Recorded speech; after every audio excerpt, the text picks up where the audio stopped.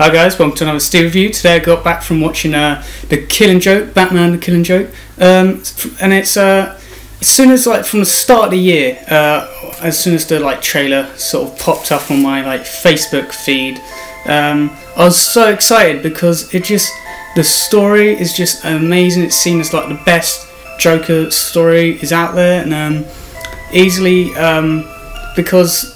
More I looked into the film, you have all the Mark Hamill returning as the Joker, you have Kevin Conroy who's returning as Batman, and you have all the Batman the animated series crew who created it just returning to work on the animation and the writing, which is amazing. If you have not watched Batman the animated series, you are missing out, because anyone who likes Batman or even a fan of Batman needs to watch this TV show, because it's amazing. It's very in the roots of the Tim Burton films, and from the design of the characters and the cars and all the sets, all the animation is very Tim Burton-ish, and it doesn't replicate his style completely, which is what makes it so amazing. If you have not seen it, go and watch it right now. I truly thought this film lived up to the reputation of the classic Killing Joke, the comic, and how much it's beloved by many fans out there.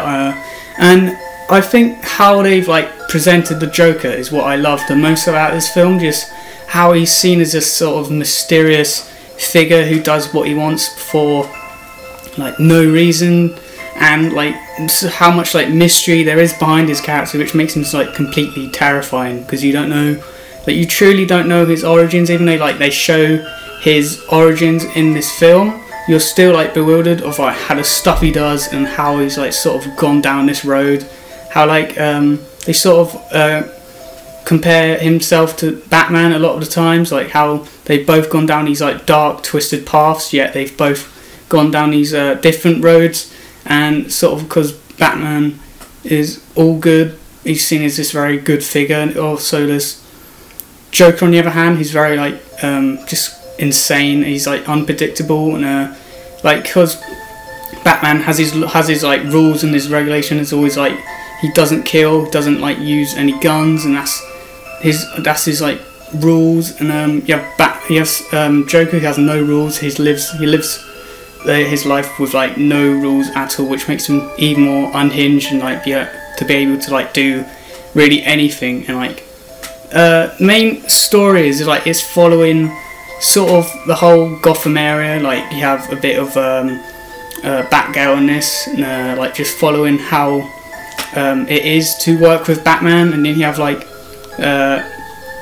sort of it's more centered around Joker's character, and his ideology is expanded in this, and then you have more of Batman's sort of connection with Joker, and how they sort of met, and you have Commissioner Gordon's sort of his family, her daughter who is Batgirl, and then eventually becomes Oracle. By far my favourite part of this film is just how it has this sort of very creepy presented, how it's presented, and how it's drawn in the animation and the writing department. How the story is, it's really fun. And there's how they sort of infused this film with a lot of tension through half the faces will be blacked out, and when say most of the scenes with the Joker, and you have twinkle in his eye, and it's really creepy when he's wearing this massive purple hat.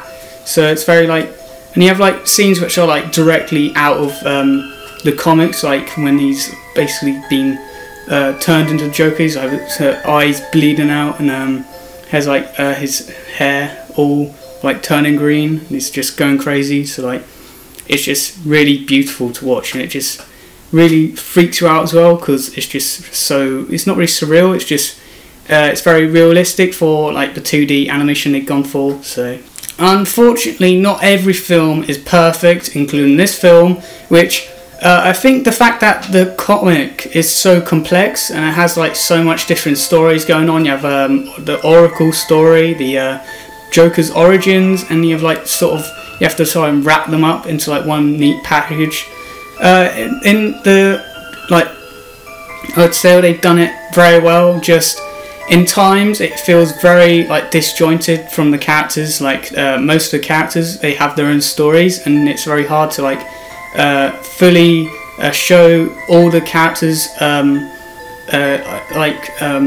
all their story, because firstly it's mostly they've chosen like mostly to follow the Joker and Batman and Batgirl, which is like it's very difficult because you have to sort of they don't really resolve the Oracle story, and then they don't really like tell you like really what happens after they sort of Joker and Batman have sort of ended. Like sadly, I did not like the ending. I like in the comic it really like it's really cool how it just pans out with them two laughing.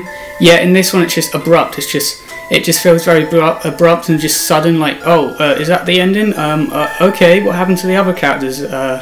Even though like because like some people won't know what happened to the other characters, and just it doesn't even like it's really a nitpick from me, because I just thought they'll just show what happened to the other characters, because I knew this would be the ending because it's in the comic, and I thought they would end up like maybe resolving what happened to Barbara, and maybe just like showing us what happened to like you don't really get that much of like the Commissioner like after like he's been like tortured by the Joker. So because like Joker, he's like trying to prove this point that like one day he can like a sane person like depicts Commissioner Gordon to like to prove that one person can become like crazy in a one day and become like just like him, and then they don't really I think they try and say he's like not really crazy, and then he's like sort of become normal, so he's not really been affected by Joker's plan, and it's sort of pointless. Anyway, yeah, it was kind of a little nitpick from me. So like, even though I don't like the ending, and some parts in the film I thought like were a bit disjointed from the whole story, it sort of takes you out like, whoa, where did that come from? Why is he doing that? It just like you have to. The ride is like really fun. Just yeah, I love every single like scene in the film, and it's a beautiful film, and yeah, overall just give it I'd easily give it a 5 out of 5, because it's easily the best Batman film we're gonna get this year, and it's sad that it's not even like in. Hopefully it does like come in cinemas over here, but at the moment you have to buy it in like on Amazon. Like just type in Killing Joke and you'll find it. So hope you enjoy it as much as I did. So yeah, guys, like, subscribe and comment below what other films you want to review, and see you again on the rest of the review.